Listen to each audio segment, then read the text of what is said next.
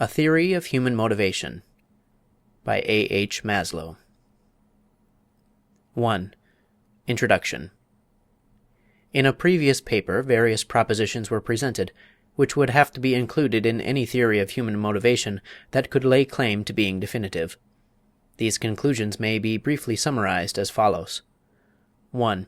The integrated wholeness of the organism must be one of the foundation stones of motivation theory. 2. The hunger drive, or any other physiological drive, was rejected as a centering point or model for a definitive theory of motivation.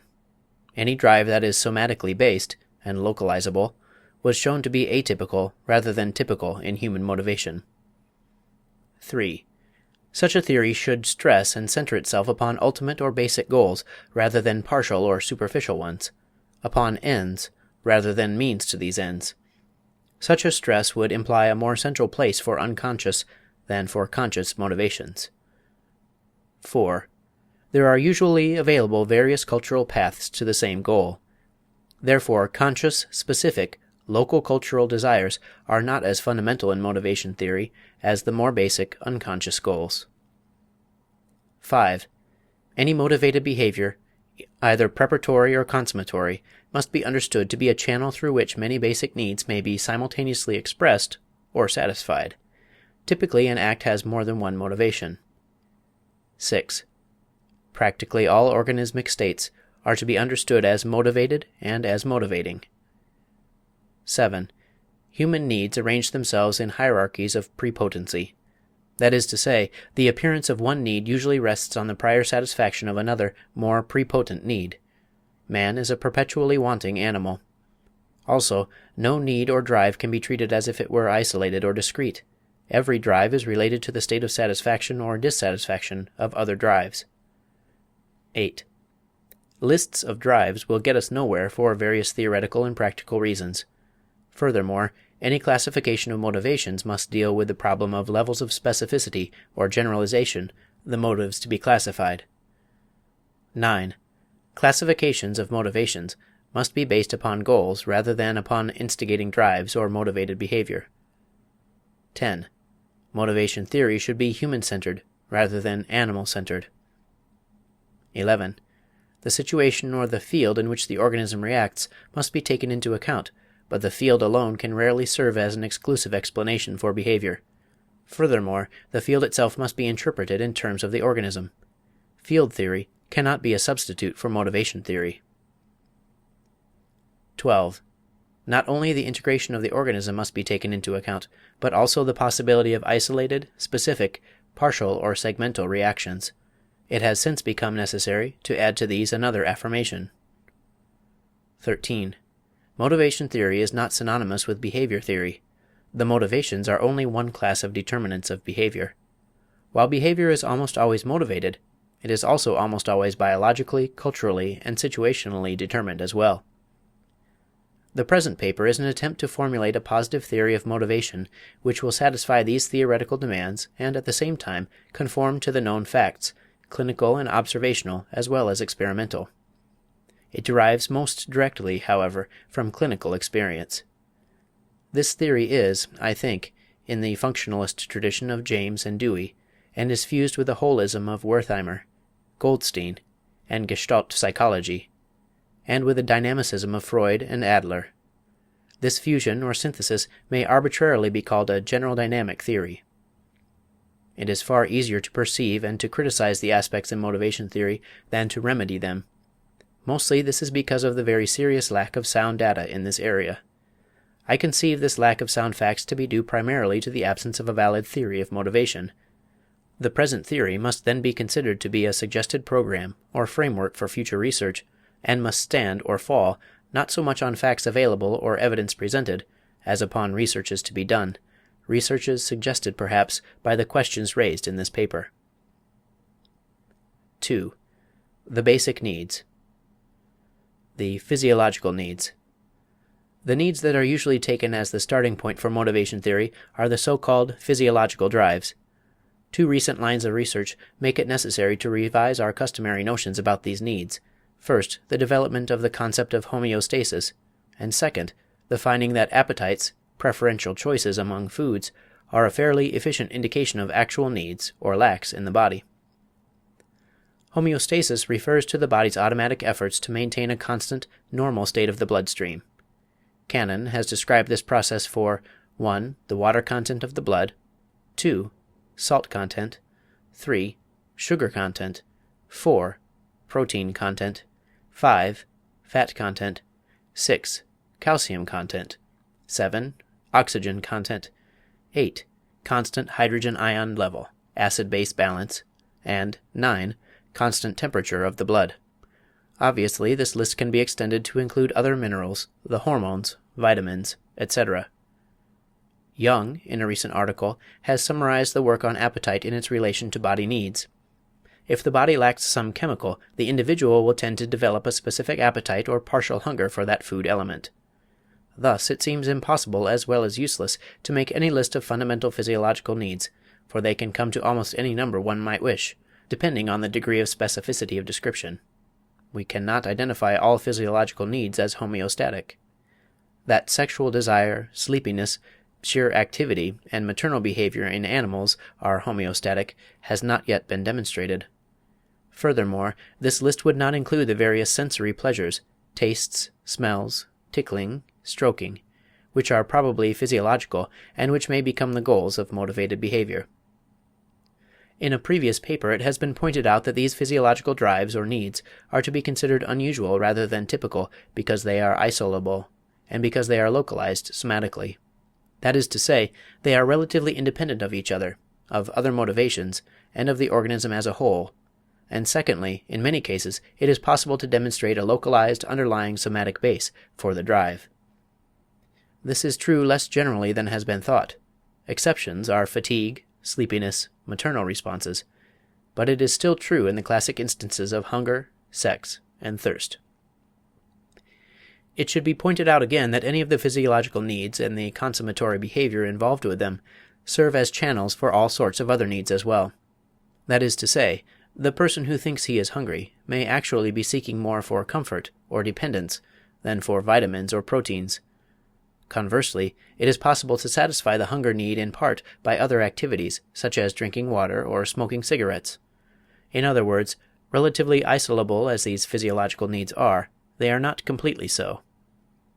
Undoubtedly, these physiological needs are the most prepotent of all needs.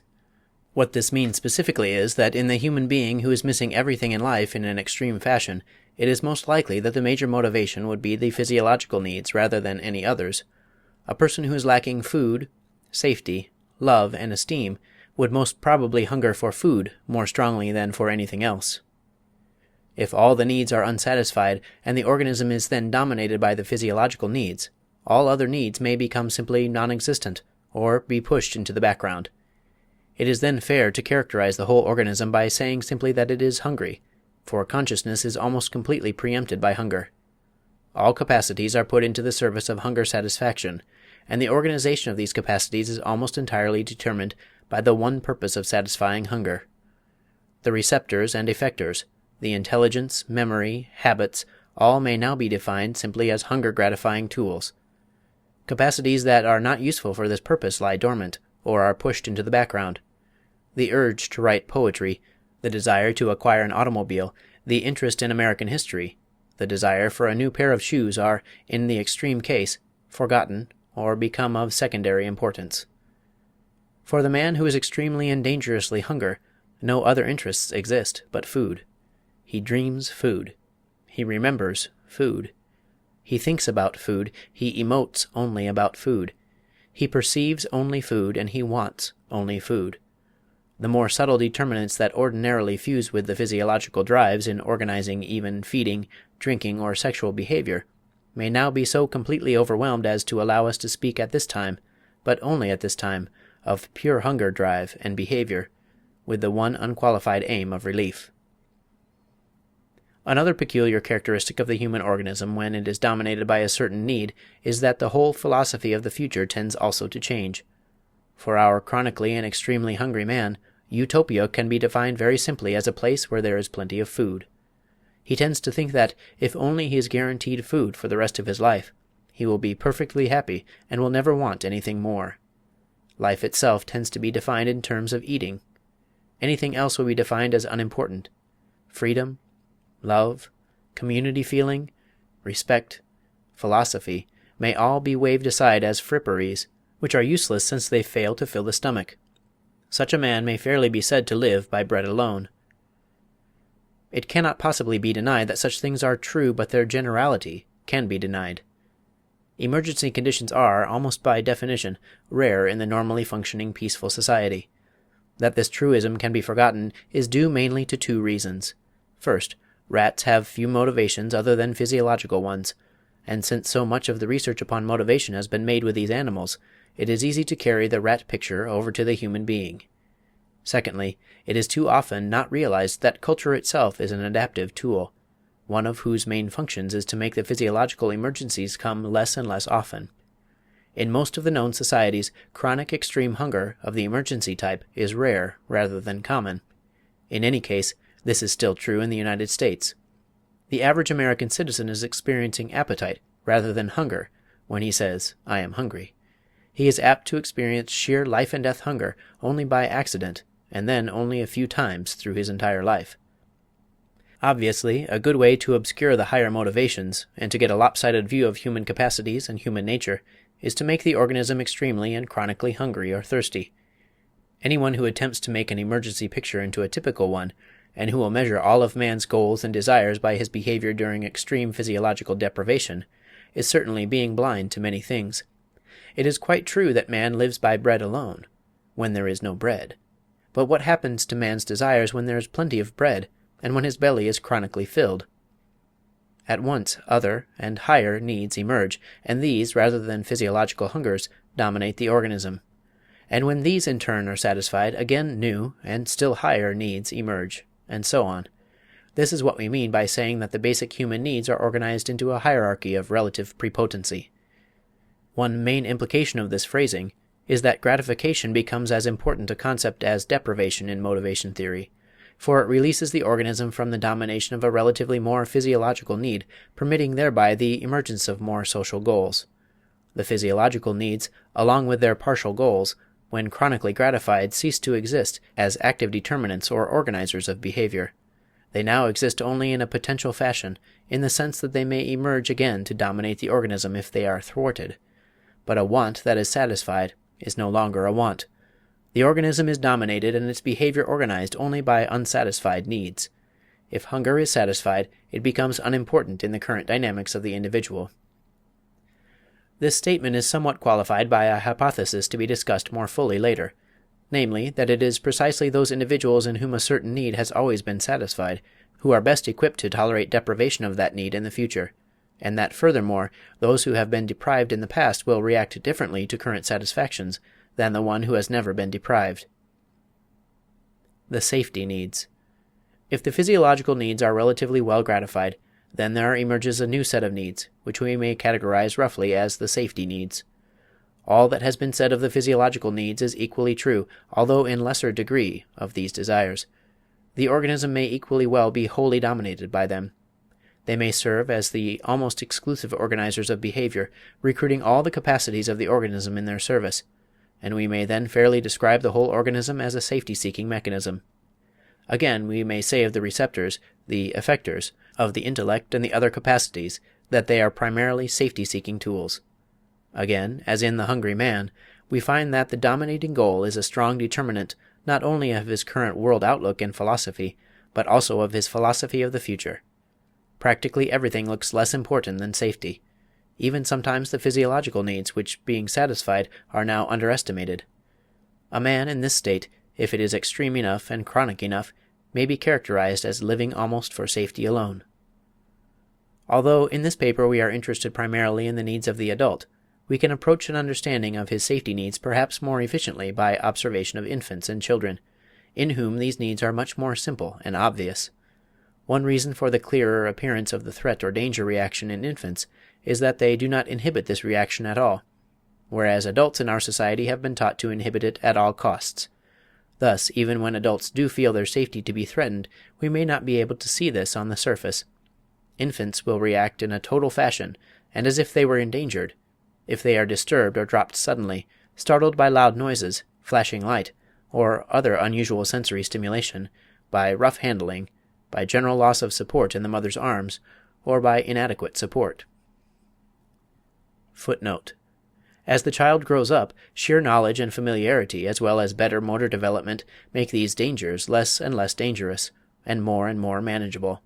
Throughout life it may be said that one of the main conative functions of education is this neutralizing of apparent dangers through the knowledge, e.g., I am not afraid of thunder because I know something about it. End of footnote. In infants we can also see a much more direct reaction to bodily illnesses of various kinds. Sometimes these illnesses seem to be immediately and per se threatening, and seem to make the child feel unsafe. For instance, vomiting, colic, or other sharp pains seem to make the child look at the whole world in a different way. At such a moment of pain it may be postulated that, for the child, the appearance of the whole world suddenly changes from sunniness to darkness, so to speak, and becomes a place in which anything at all might happen, in which previously stable things have suddenly become unstable. Thus a child who because of some bad food is taken ill may, for a day or two, develop fear, nightmares, and a need for protection and reassurance never seen in him before his illness. Another indication of the child's need for safety is his preference for some kind of undisrupted routine or rhythm. He seems to want a predictable, orderly world. For instance, injustice, unfairness, or inconsistency in the parents seems to make a child feel anxious and unsafe. This attitude may not be so much because of the injustice per se, or any particular pains involved, but rather because this treatment threatens to make the world look unreliable, or unsafe, or unpredictable. Young children seem to thrive better under a system which has at least a skeletal outline of rigidity, in which there is a schedule of some kind, some sort of routine, something that can be counted upon not only for the present but also far into the future. Perhaps one could express this more accurately by saying that the child needs an organized world rather than an unorganized or unstructured one. The central role of parents in the normal family setup are indisputable. Quarreling, physical assault, separation, divorce, or death within the family may be particularly terrifying.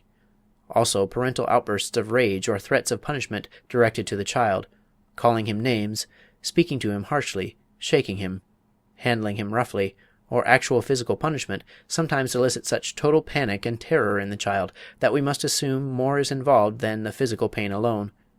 While it is true that in some children this terror may represent also a fear of loss of parental love, it can also occur in completely rejected children, who seem to cling to the hating parents more for sheer safety and protection than because of hope of love. Confronting the average child with new, unfamiliar, strange, unmanageable stimuli or situations will too frequently elicit the danger or terror reaction, as, for example, getting lost or even being separated from the parents for a short time, being confronted with new faces, new situations, or new tasks, the sight of strange, unfamiliar, or uncontrollable objects, illness, or death. Particularly at such times, the child's frantic clinging to his parents is eloquent testimony to their role as protectors, quite apart from their roles as food givers and love givers. From these and similar observations, we may generalize and say that the average child in our society generally prefers a safe, orderly, predictable, organized world, which he can count on, and in which unexpected, unmanageable, or other dangerous things do not happen, and in which, in any case, he has all-powerful parents who protect and shield him from harm.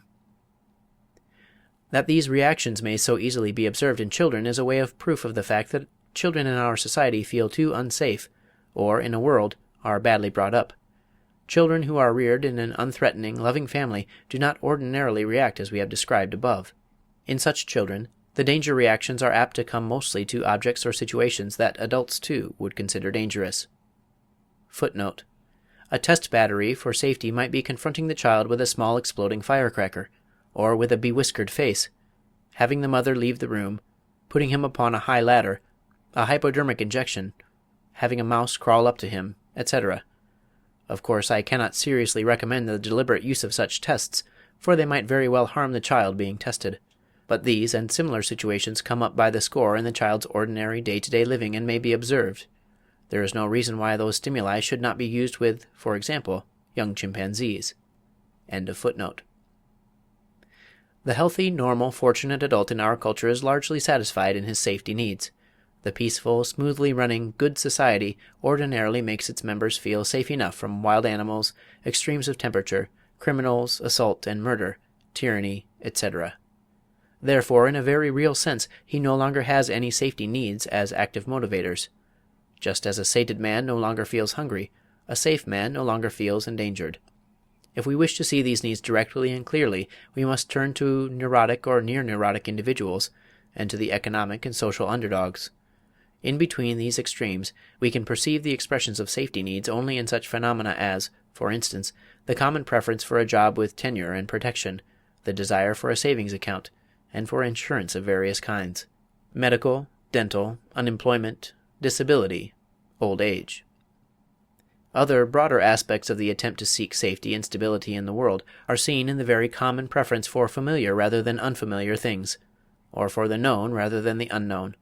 The tendency to have some religion or world philosophy that organizes the universe and the men in it into some sort of satisfactorily coherent, meaningful whole is also in part motivated by safety-seeking. Here, too, we may list science and philosophy, in general, as partially motivated by the safety needs. We shall see later that there are also other motivations to scientific, philosophical, or religious endeavor. Otherwise, the need for safety is seen as an active and dominant mobilizer of the organism's resources only in emergencies, e.g., war, disease, natural catastrophes, crime waves, societal disorganization, neurosis, brain injury, chronically bad situation. Some neurotic adults in our society are, in many ways, like the unsafe child in their desire for safety, although in the former it takes on a somewhat special appearance. Their reaction is often to unknown psychological dangers in a world that is perceived to be hostile, overwhelming, and threatening. Such a person behaves as if a great catastrophe were almost always impending, i.e., he is usually responding as if to an emergency. His safety needs often find specific expression in a search for a protector, or a stronger person on whom he may depend, or perhaps a Führer. The neurotic individual may be described in a slightly different way, with some usefulness, as a grown-up person who retains his childish attitudes toward the world. That is to say, a neurotic adult may be said to behave as if he were actually afraid of a spanking, or of his mother's disapproval, or of being abandoned by his parents, or having his food taken away from him. It is as if his childish attitudes of fear and threat reaction to a dangerous world have gone underground and, untouched by the growing up and learning processes, were now ready to be called out by any stimulus that would make a child feel endangered and threatened. Footnote: not all neurotic individuals feel unsafe. Neurosis may have at its core a thwarting of the affection and esteem needs in a person who is generally safe. End of footnote. The neurosis in which the search for safety takes its dearest form is in the compulsive obsessive neurosis. Compulsive obsessives try frantically to order and stabilize the world so that no unmanageable, unexpected, or unfamiliar dangers will ever appear. They hedge themselves about with all sorts of ceremonials, rules, and formulas so that every possible contingency may be provided for, and so that no new contingencies may appear.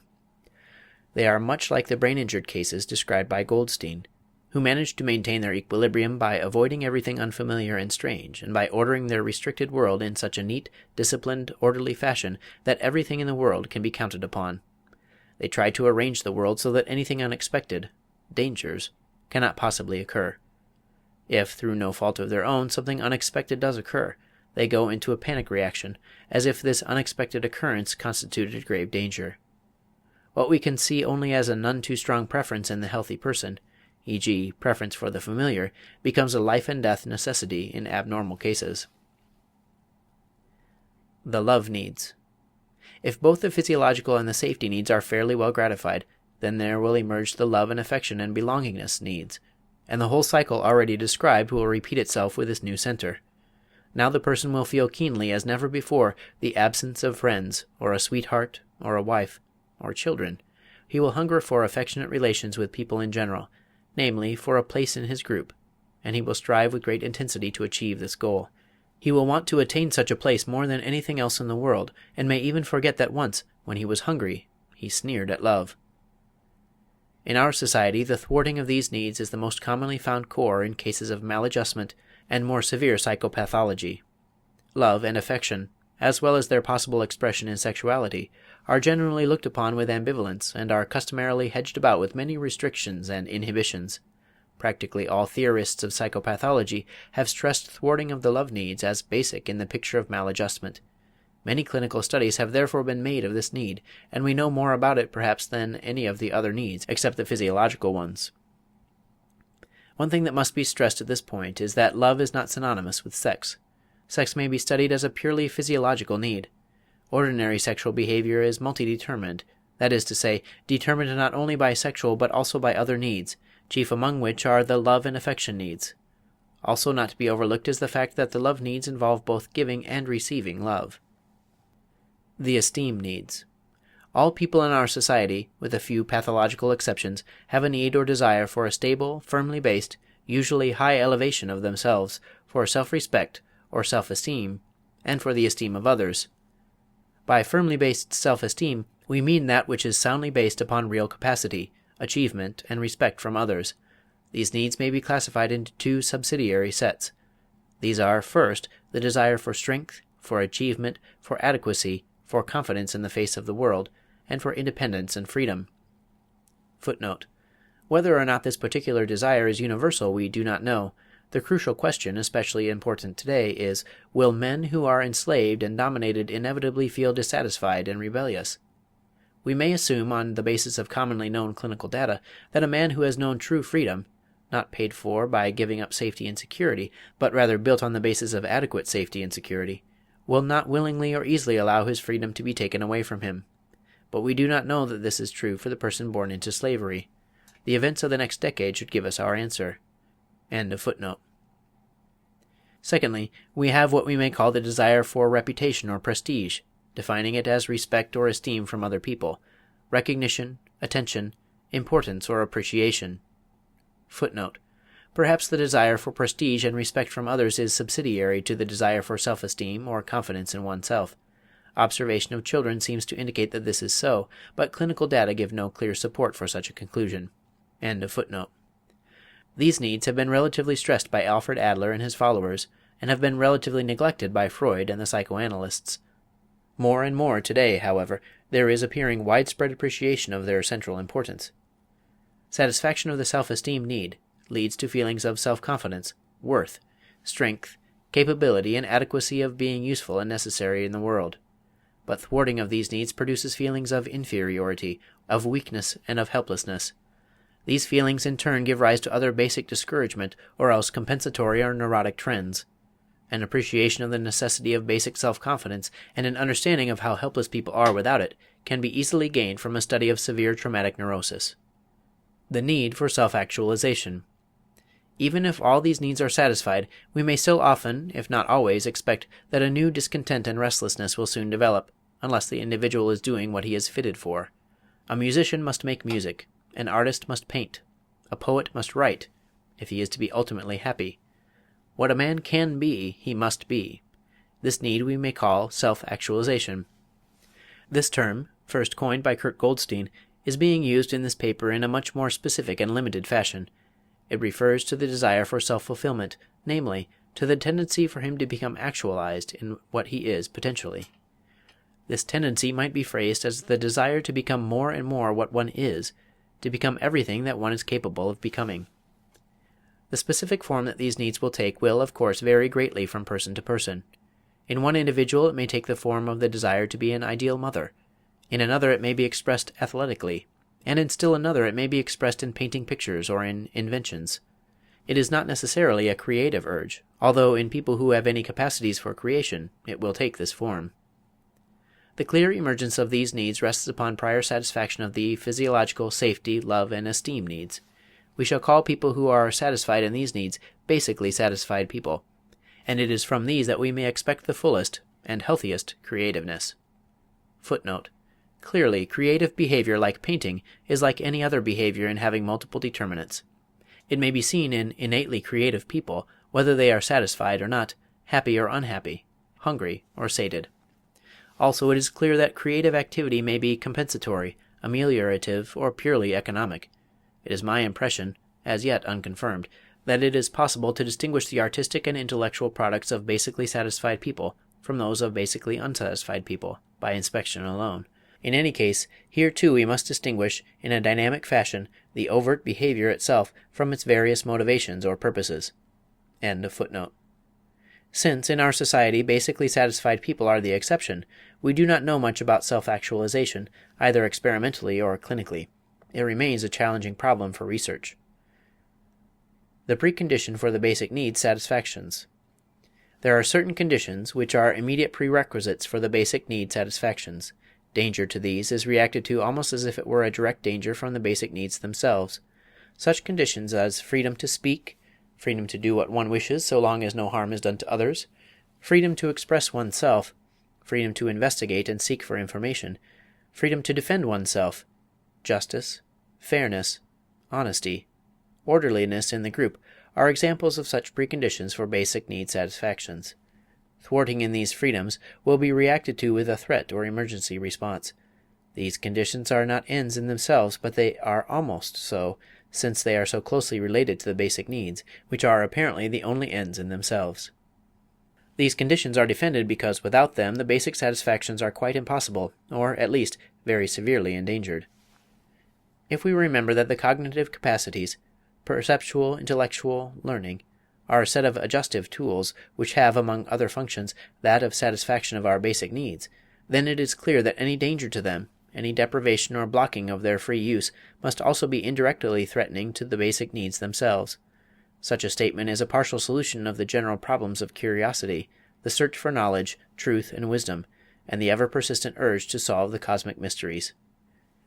We must therefore introduce another hypothesis, and speak of degrees of closeness to the basic needs, for we have already pointed out that any conscious desires, partial goals, are more or less important as they are more or less close to the basic needs. The same statement may be made for various behavior acts. An act is psychologically important if it contributes directly to satisfaction of basic needs. The less directly it so contributes, or the weaker this contribution is, the less important this act must be conceived to be from the point of view of dynamic psychology. A similar statement may be made for the various defense or coping mechanisms. Some are very directly related to the protection or attainment of the basic needs. Others are only weakly and distantly related.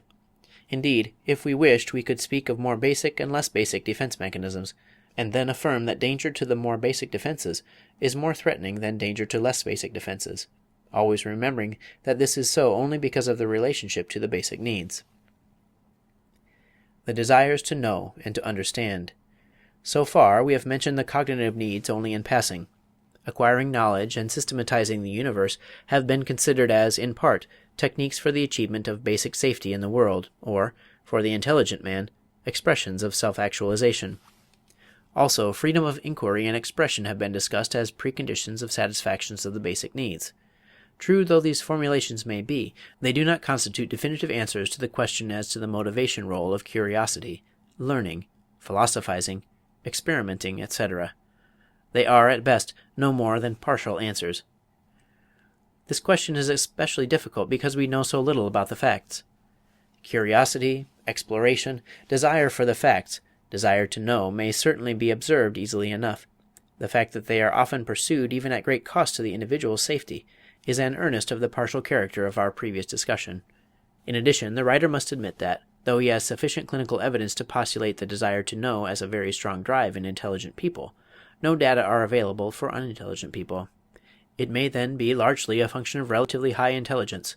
Rather tentatively, then, and largely in the hope of stimulating discussion and research, we shall postulate a basic desire to know, to be aware of reality, to get the facts, to satisfy curiosity, or, as Wertheimer phrases it, to see rather than to be blind. This postulation, however, is not enough.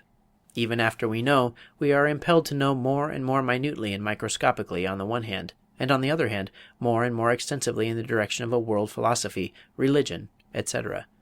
The facts that we acquire, if they are isolated or atomistic, inevitably get theorized about, and either analyzed or organized or both.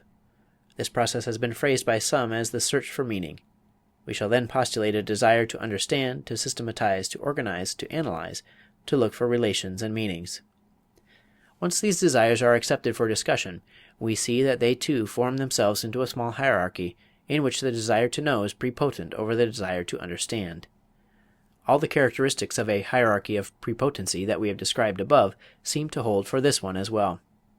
We must guard ourselves against the too easy tendency to separate these desires from the basic needs we have discussed above, i.e., to make a sharp dichotomy between cognitive and conative needs.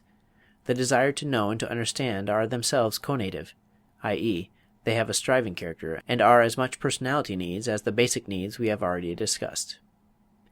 End of A Theory of Human Motivation, Sections 1 and 2. Recording by Matthew Reese, Davenport, Iowa.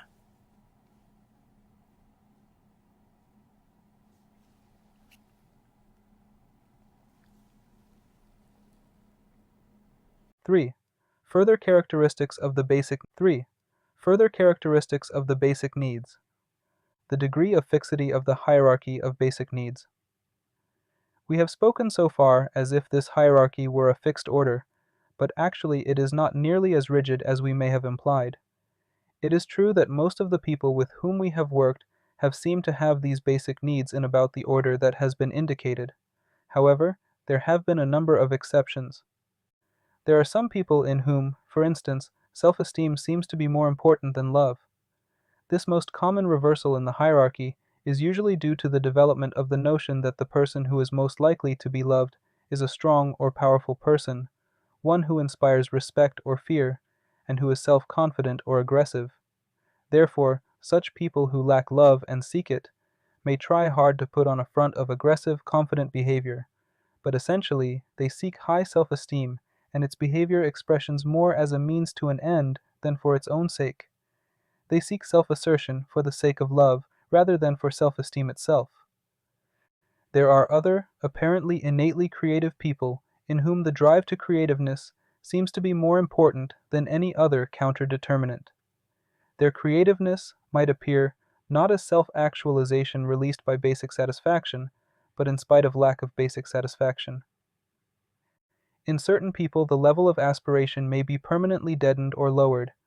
That is to say, the less prepotent goals may simply be lost and may disappear forever, so that the person who has experienced life at a very low level, i.e., chronic unemployment, may continue to be satisfied for the rest of his life if only he can get enough food. The so-called psychopathic personality is another example of permanent loss of the love needs. These are people who, according to the best data available, have been starved for love in the earliest months of their lives and have simply lost forever the desire and the ability to give and to receive affection, as animals lose sucking or pecking reflexes that are not exercised soon enough after birth. Another cause of reversal of the hierarchy is that when a need has been satisfied for a long time, this need may be underevaluated. People who have never experienced chronic hunger are apt to underestimate its effects and to look upon food as a rather unimportant thing. If they are dominated by a higher need, this higher need will seem to be the most important of all. It then becomes possible, and indeed does actually happen, that they may, for the sake of this higher need, put themselves into the position of being deprived in a more basic need. We may expect that after a long time deprivation of the more basic need, there will be a tendency to reevaluate both needs so that the more prepotent need will actually become consciously prepotent for the individual who may have given it up very lightly. Thus, a man who has given up his job rather than lose his self-respect, and who then starves for 6 months or so, may be willing to take his job back even at the price of losing his self-respect. Another partial explanation of apparent reversals is seen in the fact that we have been talking about the hierarchy of prepotency in terms of consciously felt wants or desires rather than of behavior. Looking at behavior itself may give us the wrong impression. What we have claimed is that the person will want the more basic of two needs when deprived in both. There is no necessary implication here that he will act upon his desires. Let us say again that there are many determinants of behavior other than the needs and desires. Perhaps more important than all these exceptions are the ones that involve ideals, high social standards, high values, and the like. With such values, people become martyrs. They give up everything for the sake of a particular ideal or value. These people may be understood, at least in part, by reference to one basic concept, or hypothesis, which may be called increased frustration tolerance through early gratification. People who have been satisfied in their basic needs throughout their lives, particularly in their earlier years, seem to develop exceptional power to withstand present or future thwarting of these needs, simply because they have strong, healthy character structure as a result of basic satisfaction.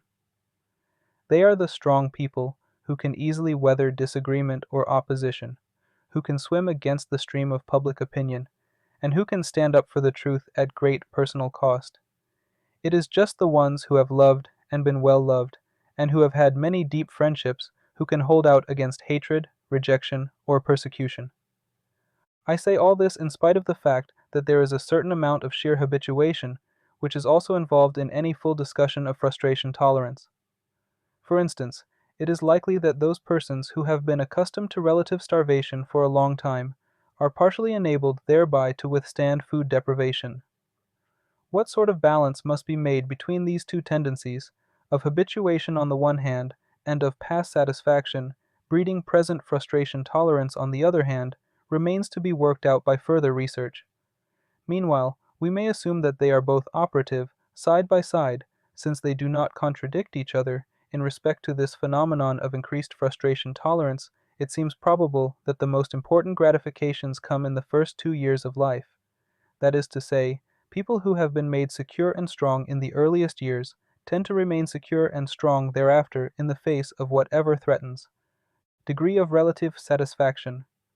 So far, our theoretical discussion may have given the impression that these 5 sets of needs are somehow, in a stepwise, all or known relationships to each other. We have spoken in such terms as the following: if one need is satisfied, then another emerges. This statement might give the false impression that a need must be satisfied 100% before the next need emerges. In actual fact, most members of our society who are normal are partially satisfied in all their basic needs and partially unsatisfied in all their basic needs at the same time. A more realistic description of the hierarchy would be in terms of decreasing percentages of satisfaction as we go up the hierarchy of prepotency.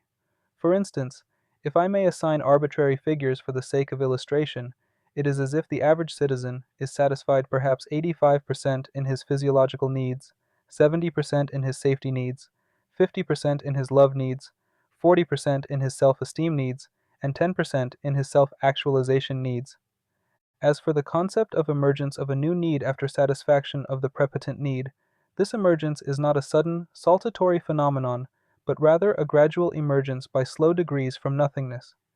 For instance, if prepotent need A is satisfied only 10%, then need B may not be visible at all. However, as this need A becomes satisfied 25%, need B may emerge 5%. As need A becomes satisfied 75%, need B may emerge go percent, and so on. Unconscious character of needs. These needs are neither necessarily conscious nor unconscious.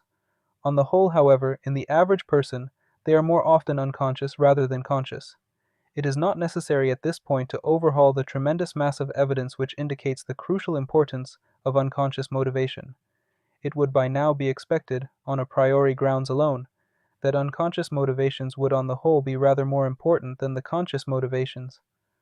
What we have called the basic needs are very often largely unconscious, although they may, with suitable techniques, and with sophisticated people, become conscious. Cultural specificity and generality of needs. This classification of basic needs makes some attempt to take account of the relative unity behind the superficial differences in specific desires from one culture to another. Certainly in any particular culture, an individual's conscious motivational content will usually be extremely different from the conscious motivational content of an individual in another society. However, it is the common experience of anthropologists that people, even in different societies, are much more alike than we would think from our first contact with them, and that as we know them better, we seem to find more and more of this commonness. We then recognize the most startling differences to be superficial rather than basic. G. Differences in style of hairdress, clothes, tastes in food, etc. Our classification of basic needs is in part an attempt to account for this unity behind the apparent diversity, from culture to culture. No claim is made that it is ultimate or universal for all cultures. The claim is made only that it is relatively more ultimate, more universal, more basic, than the superficial conscious desires from culture to culture, and makes a somewhat closer approach to common human characteristics. Basic needs are more common human than superficial desires or behaviors. Multiple motivations of behavior.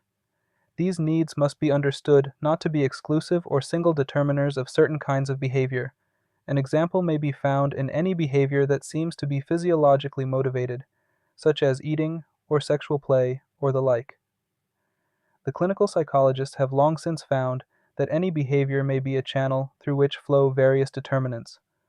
Or to say it in another way, most behavior is multi-motivated. Within the sphere of motivational determinants, any behavior tends to be determined by several or all of the basic needs simultaneously, rather than by only one of them. The latter would be more an exception than the former. Eating may be partially for the sake of filling the stomach, and partially for the sake of comfort and amelioration of other needs. One may make love not only for pure sexual release, but also to convince oneself of one's masculinity, or to make a conquest, to feel powerful, or to win more basic affection. As an illustration, I may point out that it would be possible, theoretically, if not practically, to analyze a single act of an individual and see in it the expression of his physiological needs, his safety needs, his love needs, his esteem needs, and self-actualization.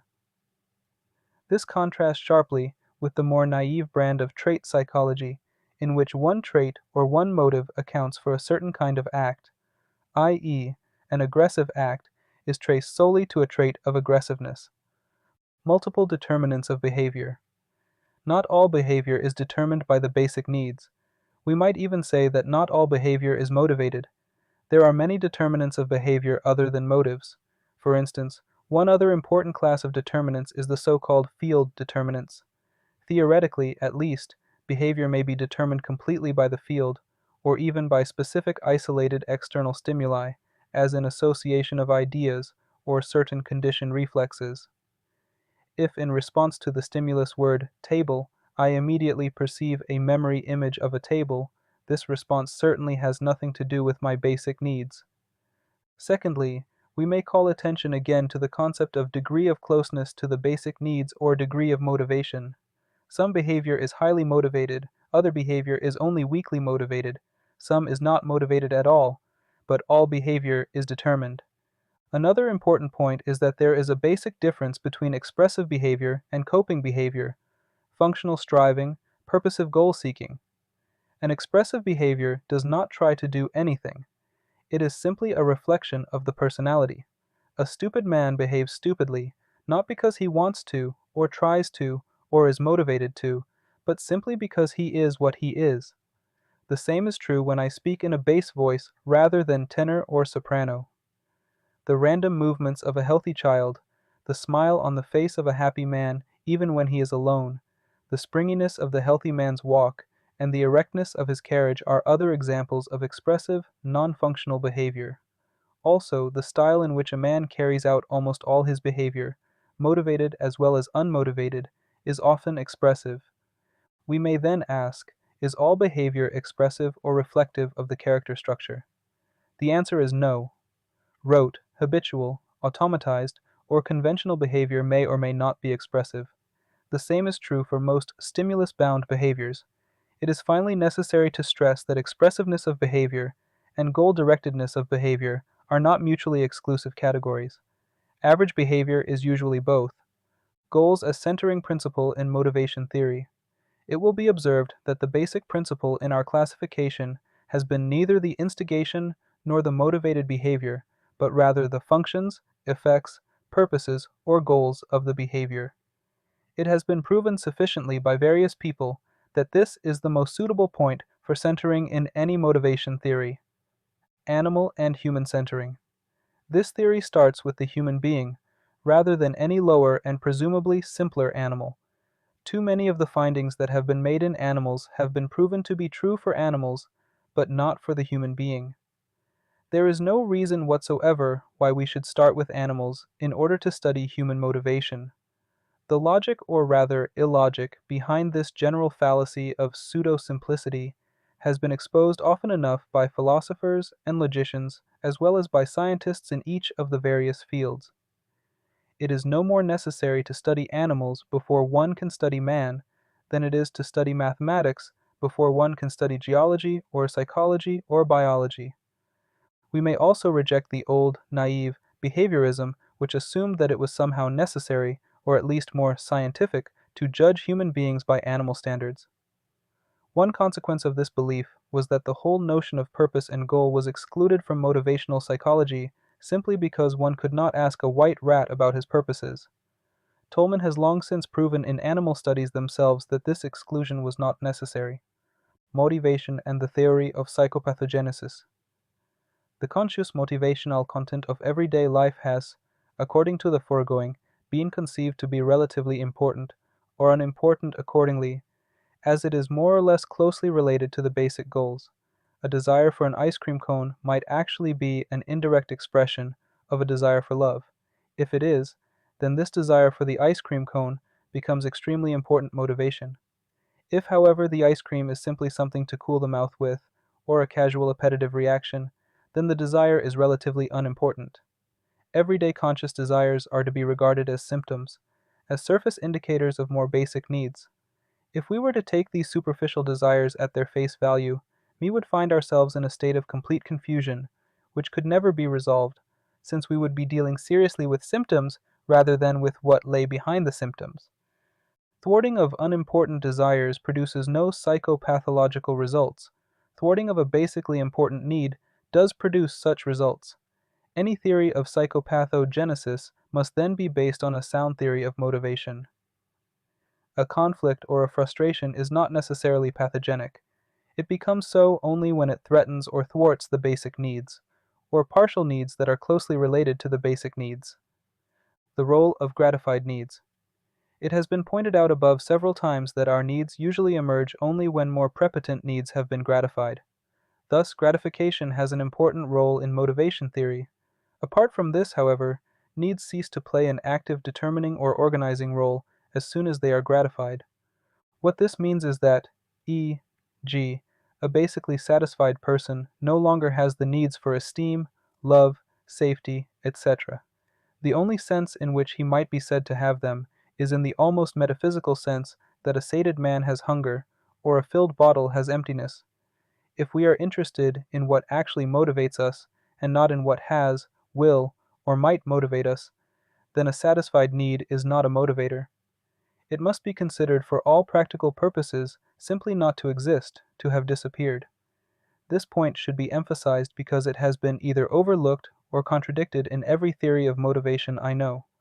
The perfectly healthy, normal, fortunate man has no sex needs or hunger needs, or needs for safety, or for love, or for prestige, or self-esteem, except in stray moments of quickly passing threat. If we were to say otherwise, we should also have to aver that every man had all the pathological reflexes, AOG, Babinski, etc., because if his nervous system were damaged, these would appear. It is such considerations as these that suggest the bold postulation that a man who is thwarted in any of his basic needs may fairly be envisaged simply as a sick man. This is a fair parallel to our designation as sick of the man who lacks vitamins or minerals. Who is to say that a lack of love is less important than a lack of vitamins? Since we know the pathogenic effects of love starvation, who is to say that we are invoking value questions in an unscientific or illegitimate way, any more than the physician does who diagnoses and treats pellagra or scurvy? If I were permitted this usage, I should then say simply that a healthy man is primarily motivated by his needs to develop and actualize his fullest potentialities and capacities. If a man has any other basic needs in any active, chronic sense, then he is simply an unhealthy man. He is as surely sick as if he had suddenly developed a strong salt hunger or calcium hunger. If this statement seems unusual or paradoxical, the reader may be assured that this is only one among many such paradoxes that will appear as we revise our ways of looking at man's deeper motivations. When we ask what man wants of life, we deal with his very essence. 4. Summary. There are at least 5 sets of goals, which we may call basic needs. These are briefly physiological, safety, love, esteem, and self-actualization. In addition, we are motivated by the desire to achieve or maintain the various conditions upon which these basic satisfactions rest, and by certain more intellectual desires. These basic goals are related to each other, being arranged in a hierarchy of prepotency. This means that the most prepotent goal will monopolize consciousness, and will tend of itself to organize the recruitment of the various capacities of the organism. The less prepotent needs are minimized, even forgotten, or denied. But when a need is fairly well satisfied, the next prepotent, higher, need emerges, in turn to dominate the conscious life, and to serve as the center of organization of behavior, since gratified needs are not active motivators. Thus, man is a perpetually wanting animal. Ordinarily, the satisfaction of these wants is not altogether mutually exclusive, but only tends to be. The average member of our society is most often partially satisfied and partially unsatisfied in all of his wants. The hierarchy principle is usually empirically observed in terms of increasing percentages of non-satisfaction as we go up the hierarchy. Reversals of the average order of the hierarchy are sometimes observed. Also, it has been observed that an individual may permanently lose the higher wants in the hierarchy under special conditions. There are not only ordinarily multiple motivations for usual behavior, but in addition many determinants other than motives. Any thwarting or possibility of thwarting of these basic human goals, or danger to the defenses which protect them, or to the conditions upon which they rest, is considered to be a psychological threat. With a few exceptions, all psychopathology may be partially traced to such threats. A basically thwarted man may actually be defined as a sick man if we wish. It is such basic threats which bring about the general emergency reactions. Certain other basic problems have not been dealt with because of limitations of space. Among these are a. The problem of values in any definitive motivation theory, b. The relation between appetites, desires, needs, and what is good for the organism, c. The etiology of the basic needs and their possible derivation in early childhood, the redefinition of motivational concepts, i.e. drive, desire, wish, need, goal, the implication of our theory for hedonistic theory, of the nature of the uncompleted act, of success and failure, and of aspiration level, during the role of association, habit, and conditioning in relation to the theory of interpersonal relations, implications for psychotherapy, j. Implication for theory of society, can the theory of selfishness, o. The relation between needs and cultural patterns, o. The relation between this theory and Alport's theory of functional autonomy. These, as well as certain other less important questions, must be considered as motivation theory attempts to become definitive. Notes. As the child grows up, sheer knowledge and familiarity, as well as better motor development, make these dangers less and less dangerous and more manageable. Throughout life, it may be said that one of the main cognitive functions of education is this neutralizing of apparent dangers through knowledge, e.g., I am not afraid of thunder because I know something about it. A test battery for safety might be confronting the child with a small exploding firecracker or with a bewhiskered face, having the mother leave the room, putting him upon a high ladder, a hypodermic injection, having a mouse crawl up to him, etc. Of course, I cannot seriously recommend the deliberate use of such tests, for they might very well harm the child being tested. But these and similar situations come up by the score in the child's ordinary day-to-day living and may be observed. There is no reason why those stimuli should not be used with, for example, young chimpanzees. Not all neurotic individuals feel unsafe. Neurosis may have at its core a thwarting of the affection and esteem needs in a person who is generally safe. For further details, see and Chapter 5. 5. Whether or not this particular desire is universal, we do not know. The crucial question, especially important today, is will men who are enslaved and dominated inevitably feel dissatisfied and rebellious? We may assume on the basis of commonly known clinical data that a man who has known true freedom, not paid for by giving up safety and security, but rather built on the basis of adequate safety and security, will not willingly or easily allow his freedom to be taken away from him. But we do not know that this is true for the person born into slavery. the events of the next decade should give us our answer. See discussion of this problem in. Perhaps the desire for prestige and respect from others is subsidiary to the desire for self-esteem or confidence in oneself. Observation of children seems to indicate that this is so, but clinical data give no clear support for such a conclusion. For more extensive discussion of normal self-esteem, as well as for reports of various researches, see.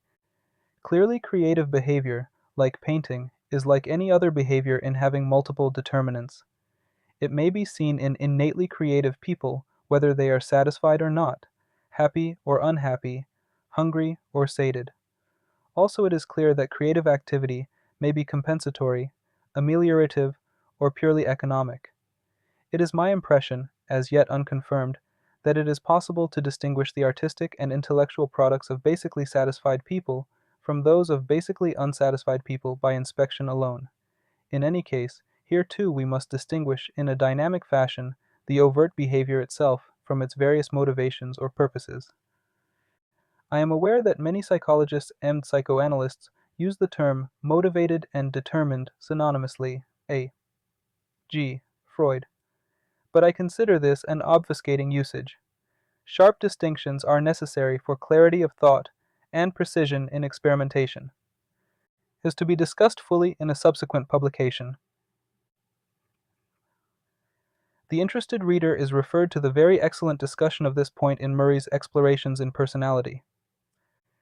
Note that acceptance of this theory necessitates basic revision of the Freudian theory. If we were to use the word sick in this way, we should then also have to face squarely the relations of man to his society. One clear implication of our definition would be that, since a man is to be called sick who is basically thwarted, and since such basic thwarting is made possible ultimately only by forces outside the individual, then, sickness in the individual must come ultimately from sickness in the society. The good or healthy society would then be defined as one that permitted man's highest purposes to emerge by satisfying all his prepotent basic needs. This is an e-production of avtlibrary.com, where our e-library brings you a rich collection of e-audio, e-video, and e-text. Until next time, keep exploring, keep learning.